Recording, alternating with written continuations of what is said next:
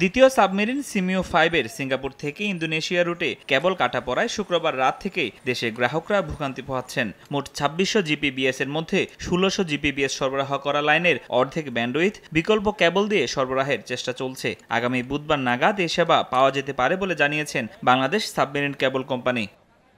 Landing station আছে সিঙ্গাপুরে, সেই পর্যন্ত একটা কানেক্টিভিটি লাগে, ওইটার চেষ্টা চলছে। আমরা কাস্টমার, আমাদের যারা বরাবর পার্মানেন্ট কাস্টমার প্লাস আমরা সাবমেরিন সবাই মিলে তাদের সঙ্গে যোগাযোগ করে একটা ব্যবস্থা করছি। আশা করা যাচ্ছে মঙ্গলবার রাতে কি বুধবার সকালের মধ্যেই একটা পোর্শন, মেবি এটা 50% হতে পারে, আমরা শিফট করে ফেলতে পারবো।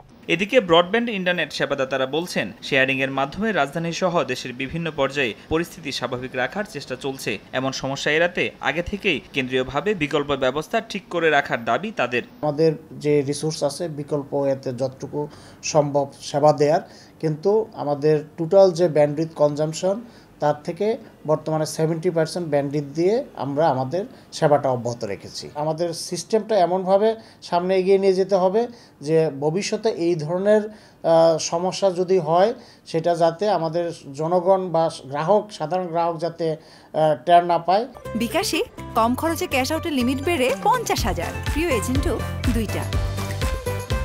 তবে কবে নাগাদ ইন্টারনেট সেবা পুনরায় আগের অবস্থায় ফিরবে তা এখনও বলতে পারছেন না কেউই।